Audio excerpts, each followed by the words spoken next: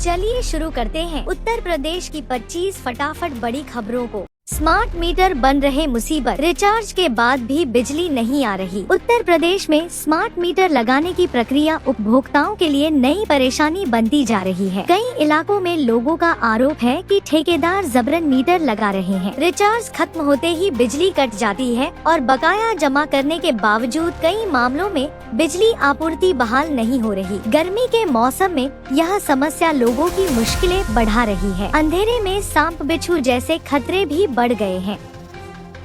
रामनवमी के पावन अवसर पर योगी सरकार ने शुरू की तरकश ड्रोन फॉरेंसिक लैब। रामनवमी के मौके पर उत्तर प्रदेश सरकार ने एक महत्वपूर्ण कदम उठाते हुए state institute of forensic sciences में तरकश ड्रोन फॉरेंसिक लैब का शुभारंभ किया। मुख्यमंत्री योगी आदित्यनाथ ने इस अत्याधुनिक प्रयोगशाला का उद्घाटन किया और इसे भगवान श्री राम के आदर्शों को समर्पित किया। तरकश नाम तीर रखने वाले पात्र से लिया गया है, जो युद्ध में तत्परता, सटीकता और शक्ति का प्रतीक माना जाता है। अब फॉरेंसिक जांच में ड्रोन तकनीक का उपयोग करके अपराधों की जांच और अधिक प्रभावी तथा आधुनिक तरीके से की जा सकेगी। पुलिस भर्ती बोर्ड ने अफवाहों पर लगाई लगाम, स्पष्ट किया जाति निर्धारण का नियम। उत्तर प्रदेश पुलिस भर्ती और प्रोन्नति बोर्ड ने भर्ती प्रक्रिया को लेकर सोशल मीडिया पर फैल रही अफवाहों को साफ तौर पर खारिज कर दिया है। बोर्ड ने कहा कि किसी भी अभ्यर्थी की जाति या श्रेणी का निर्धारण सरनेम या टाइटल के आधार पर कभी नहीं किया जाता। अभ्यर्थियों की जाति केवल सक्षम अधिकारी द्वारा जारी जाति प्रमाण पत्र की जाँच के बाद ही तय की जाती है। बोर्ड ने जोर देकर कहा कि पूरी भर्ती प्रक्रिया पारदर्शी और नियमों के अनुसार चलाई जा रही है। यूपी के किसानों के लिए अच्छी खबर, फसल नुकसान की सूचना अब टोल फ्री नंबर पर दे। उत्तर प्रदेश के किसानों को फसल क्षति की सूचना देने में आसानी के लिए सरकार ने डिजिटल व्यवस्था को और मजबूत किया है। प्रधानमंत्री फसल बीमा योजना और मौसम आधारित फसल बीमा योजना के तहत किसान अब टोल फ्री नंबर 14,447 पर कॉल करके फसल नुकसान की जानकारी तुरंत दे सकते हैं। इसके अलावा क्रॉप इंश्योरेंस ऐप और व्हाट्सएप चैटबॉट नंबर 7065514447 के जरिए भी फसल क्षति की रिपोर्ट आसानी से की जा सकती है। इस पहल से किसानों की समस्याओं का जल्द निपटारा होने की उम्मीद है।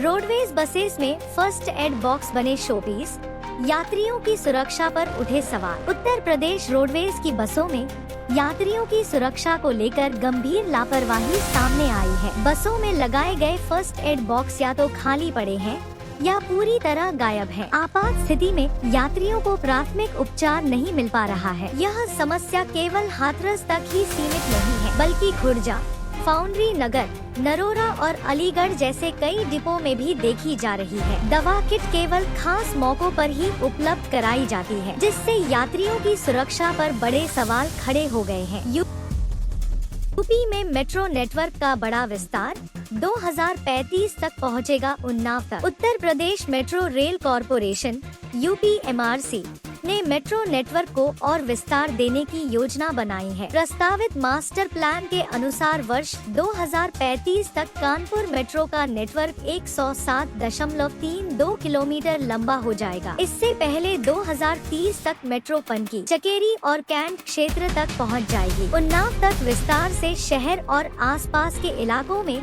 बेहतर कनेक्टिविटी और सुगम यातायात की सुविधा मिलेगी। कानपुर में स्टार्टअप महाकुंभ, 150 आइडिया दिखाएंगे अपना दम। कानपुर के चंद्रशेखर आजाद कृषि एवं प्रौद्योगिकी विश्वविद्यालय में युवा उद्यमियों के लिए बड़ा मंच तैयार हुआ है। 29 मार्च तक चलने वाले MSME एंटरप्रेन्योर कॉन्क्लेव और क्षेत्रीय ट्रेड शो में लगभग 150 नए स्टार्टअप आइडिया अपनी ताकत दिखाएंगे। युवाओं को यहां पिच टैंक के माध्यम से अपने स्टार्टअप आइडिया प्रस्तुत करने का मौका मिलेगा। इस कार्यक्रम का उद्देश्य युवा उद्यमियों को पहचान दिलाना और उन्हें आगे बढ़ने के अवसर प्रदान करना है।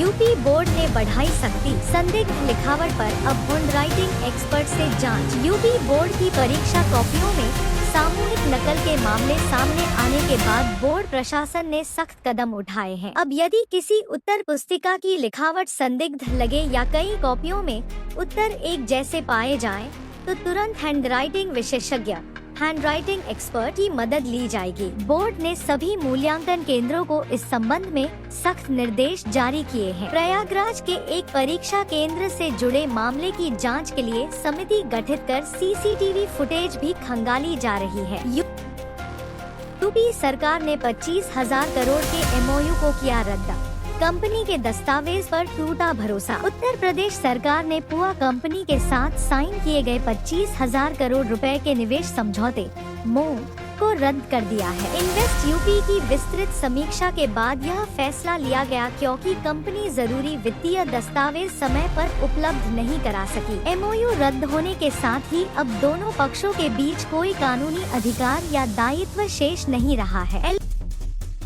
एलपीजी संकट का असर, उत्तर प्रदेश में बिजली की मांग में तेज उछाल, सोलर भी हुआ महंगा। एलपीजी सिलेंडर की किल्लत के कारण उत्तर प्रदेश में बिजली की मांग में तेज उछाल आ गया है। पिछले 5 दिनों में बिजली की डिमांड में करीब 3,000 मेगावाट का इजाफा दर्ज किया गया है। गैस की कमी से लोग अब इंडक्शन चूल्हे और अन्य इलेक्ट्रिक उपकरणों का ज्यादा इस्तेमाल कर रहे हैं, जिससे लोड बढ़ गया है। उपभोक्ता परिषद ने पावर कॉरपोरेशन से बाजार में बिक रहे इलेक्ट्रिक उपकरणों का सर्वे कर भविष्य की तैयारी मजबूत करने की मांग की है। 10 मार्च को गर्मी बढ़ते ही बिजली की मांग 21,675 मेगावाट तक पहुँच गयी थी। बढ़ती मांग के चलते सोलर पैनल लगवाने की लागत भी बढ़ती जा रही है। सरकारी स्कूलों में अब पढ़ाई होगी आर्टिफिशियल इंटेलिजेंस की। उत्तर प्रदेश के सरकारी माध्यमिक विद्यालयों में अब आर्टिफिशियल इंटेलिजेंस (AI) की पढ़ाई अनिवार्य होने जा रही है। करीब 2 लाख छात्रों के लिए AI फॉर ऑल कोर्स शुरू किया जाएगा। प्रोजेक्ट प्रवीण के तहत 1,200 स्कूलों में कक्षा 9 से 12 तक के छात्रों को विभिन्न ट्रेड के साथ साथ AI का विशेष प्रशिक्षण दिया जाएगा। राज्य मंत्री कपिल देव अग्रवाल ने कहा कि भविष्य की तकनीक को देखते हुए छात्रों को AI में दक्ष बनाना जरूरी है। यह पहल छात्रों को आधुनिक रोजगार के अवसर भी उपलब्ध कराएगी। एलपीजी संकट से निपटने के लिए यूपी में बड़े पैमाने पर लगेंगे गोबर गैस प्लांट। एलपीजी की कमी को दूर करने के लिए उत्तर प्रदेश सरकार अब गोबर गैस प्लांट को व्यापक स्तर पर बढ़ावा देने जा रही है। मुख्यमंत्री योगी आदित्यनाथ के निर्देश पर इस मिशन को तेजी से शुरू किया जाएगा। प्रदेश की 7,527 गौशालाओं में गोबर गैस प्लांट स्थापित किए जाएंगे। फिलहाल 80 बड़े गौशालाओं में ये प्लांट पहले से चल रहे हैं। सरकार का लक्ष्य रसोई गैस का सस्ता, टिकाऊ और पर्यावरण अनुकूल विकल्प उपलब्ध कराना है। इससे एलपीजी पर निर्भरता कम होने के साथ ग्रामीण अर्थव्यवस्था को भी बल मिलेगा। सिलेंडर संकट पर अखिलेश यादव का हमला, भाजपा पर जमाखोरी का आरोप। उत्तर प्रदेश में गैस सिलेंडर की किल्लत को लेकर राजनीति तेज हो गई है। सपा प्रमुख अखिलेश यादव ने डिप्टी सीएम के बयान पर पलटवार करते हुए भाजपा पर जमाखोरी और कालाबाजारी के गंभीर आरोप लगाए हैं। उन्होंने कहा कि संकट का नाम लेकर डर फैलाया जा रहा है, दाम बढ़ाए जा रहे हैं और आम आदमी को लंबी लाइनों में खड़ा किया जा रहा है। अखिलेश ने यह भी सवाल किया कि भाजपा कार्यकर्ता जमीनी स्तर पर लोगों की मदद क्यों नहीं कर रहे हैं। 1 अप्रैल से स्कूली वाहनों पर सख्ती, अनफिट गाड़ियों पर होगी कार्यवाही। प्रदेश में स्कूली बच्चों की सुरक्षा को सुनिश्चित करने के लिए परिवहन विभाग बड़ा अभियान चला रहा है। 1 से 15 अप्रैल तक सभी स्कूली वाहनों की फिटनेस जांच की जाएगी। मुख्य सचिव एसपी गोयल ने निर्देश दिए हैं कि अनफिट पाए जाने वाले वाहनों के खिलाफ सख्त कार्रवाई की जाए। सभी स्कूली वाहनों का विवरण integrated school vehicle monitoring portal पर अनिवार्य रूप से दर्ज करना होगा। अलर्ट के बावजूद फिटनेस न कराने पर जिम्मेदार अधिकारियों पर भी कार्रवाई होगी। नई जनगणना से खुलेगा गांवों के प्रदूषण का सही आंकड़ा। आगामी जनगणना में गांवों के प्रदूषण का सटीक और विस्तृत डेटा सामने आएगा। हर घर में कितने वाहन हैं, किस ईंधन से खाना पकाया जा रहा है और ऊर्जा की खपत कितनी है, इसकी पूरी जानकारी जुटाई जाएगी। अब तक 2011 की पुरानी जनगणना के आधार पर योजनाएं बनाई जा रही थी, लेकिन पिछले वर्षों में गांवों की तस्वीर काफी बदल चुकी है। नई जनगणना से प्रदूषण नियंत्रण और विकास योजनाएं ज्यादा प्रभावी बन सकेंगी। बरेली में सख्ती, 51,000 PNG उपभोक्ताओं को सरेंडर करना होगा LPG कनेक्शन। LPG संकट के बीच बरेली में बड़ा फैसला लिया गया है। अब 51,000 PNG उपभोक्ताओं को अपना LPG कनेक्शन सरेंडर करना होगा। पेट्रोलियम कंपनियों ने PNG यूजर्स को चिन्हित कर LPG डीलरशिप पर रोक लगा दी है। इस कदम का मकसद जरूरतमंद लोगों तक LPG पहुंचाना है। वहीं शहर में PNG कनेक्शन की मांग तेजी से बढ़ रही है और नए आवेदन भी आ रहे हैं।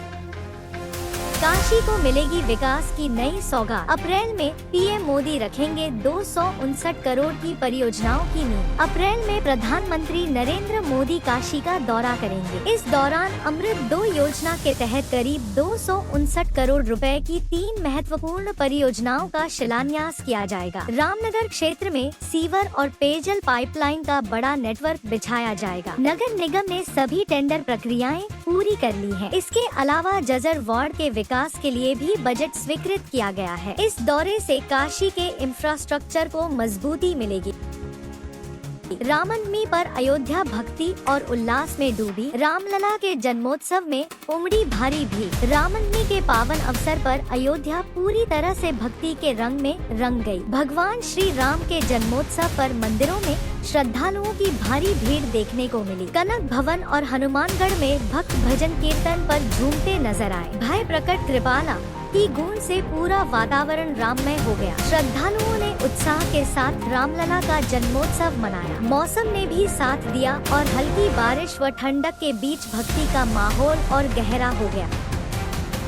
आभा पंजीकरण में गांव शहरों से आगे, 2.5 गुना ज्यादा registration. Ayushman Bharat health account Abha पंजीकरण में ग्रामीण क्षेत्रों ने शहरों को पीछे छोड़ दिया है। जिले में कुल 45% पंजीकरण हो चुका है, लेकिन देहात में यह आंकड़ा कहीं ज्यादा है। शहरों में जहां केवल 21% लोगों की हेल्थ ID बनी है, वहीं ग्रामीण इलाकों में यह संख्या 56% से अधिक पहुंच गई है। गांव वालों की इस सक्रियता को देख स्वास्थ्य विभाग ने अब शहरी स्वास्थ्य केंद्रों पर सख्ती बढ़ा दी है, ताकि पंजीकरण की रफ्तार तेज हो सके। यह थी आज की 25 फटाफट बड़ी खबरें। अगर आपको ये खबरें पसंद आई हो तो वीडियो को लाइक और शेयर जरूर करें। धन्यवाद।